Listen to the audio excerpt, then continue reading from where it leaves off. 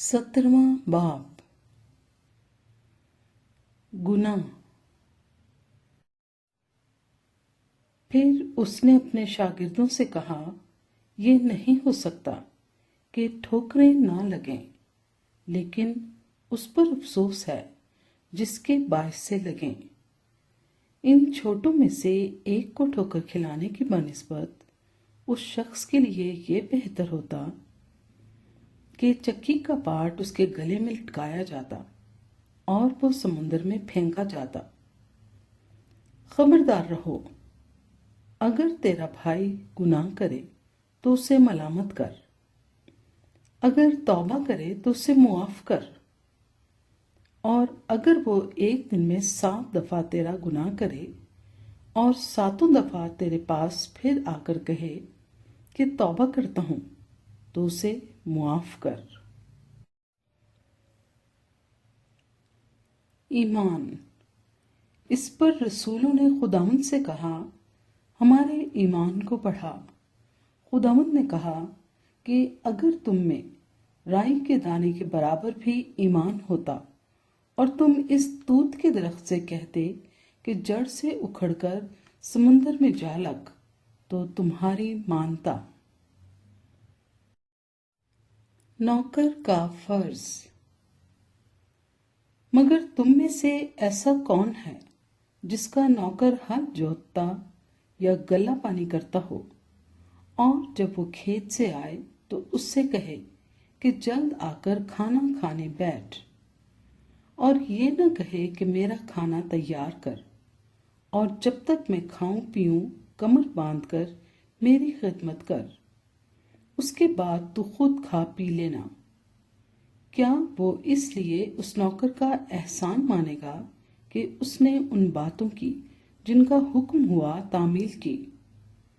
इसी तरह तुम भी जब उन सब बातों की जिनका तुम्हें हुक्म हुआ तामील कर चुको, तो कहो कि हम निकम्मे नौकर हैं, जो हम पर करना फर्ज था वही किया है। यीशु 10 आदमियों को शिफा देता है। और ऐसा हुआ कि यरूशलेम को जाते हुए वो सामरिया और गलील के बीच से होकर जा रहा था, और एक गांव में दाखिल होते वक्त 10 कोढ़ी उसको मिले। उन्होंने दूर खड़े होकर बुलंद आवाज से कहा, ऐ यीशु, ऐ साहिब, हम पर रहम कर। उसने उन्हें देखकर कहा, जाओ अपने ताई काहिनों को दिखाओ। और ऐसा हुआ कि वो जाते जाते पाक साफ हो गए। फिर उनमें से एक ये देखकर कि मैं शिफा पा गया, बुलंद आवाज से खुदा की तमजीद करता हुआ लौटा और मुंह के बल यीशु के पांव पर गिरकर उसका शुक्र करने लगा, और वो सामरी था। यीशु ने जवाब में कहा, क्या 10 पाक साफ ना हुए? फिर वो 9 कहाँ हैं? क्या इस परदेसी के सिवा और ना निकले जो लौटकर खुदा की तमजीद करते? फिर उससे कहा, उठकर चला जा, तेरे ईमान ने तुझे अच्छा किया है। खुदा की बादशाही की आमद। जब फरीसियों ने उससे पूछा कि खुदा की बादशाही कब आएगी, तो उसने जवाब में उनसे कहा कि खुदा की बादशाही जाहिरी तौर पर न आएगी, और लोग ये ना कहेंगे कि देखो यहाँ है या वहां है, क्योंकि देखो खुदा की बादशाही तुम्हारे दरमियान है। उसने शागिर्दों से कहा कि वो दिन आएंगे कि तुमको इब्ने आदम के दिनों में से एक दिन को देखने की आरज़ू होगी और ना देखोगे, और लोग तुमसे कहेंगे कि देखो वहां है, या देखो यहाँ है, मगर तुम चले ना जाना, ना उनके पीछे हो लेना। क्योंकि जैसे बिजली आसमान की एक तरफ से कूद कर दूसरी तरफ चमकती है, वैसे ही इब्ने आदम अपने दिन में जाहिर होगा।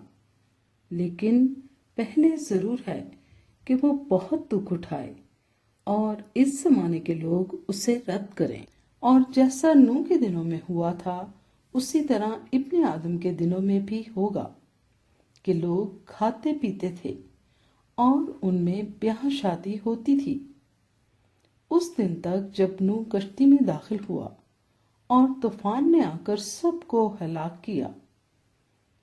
اور جیسا لوط کے دنوں میں ہوا تھا کہ لوگ کھاتے پیتے اور خرید و فروخت کرتے اور درخت لگاتے اور گھر بناتے تھے، لیکن جس دن لوط سدوم سے نکلا، آگ اور گندک نے آسمان سے برس کر سب کو ہلاک کیا۔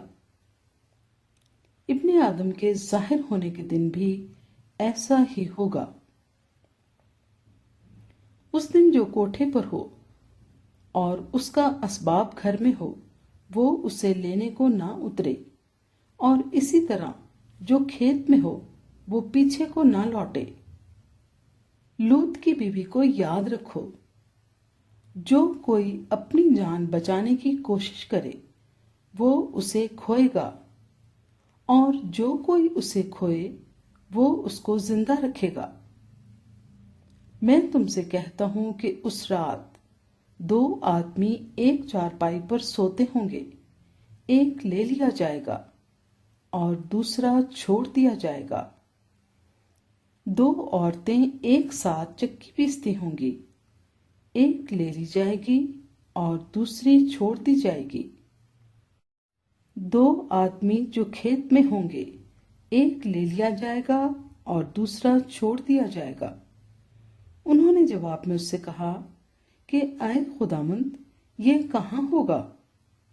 اس نے ان سے کہا، جہاں مردار ہے وہاں گدھ بھی جمع ہوں گے۔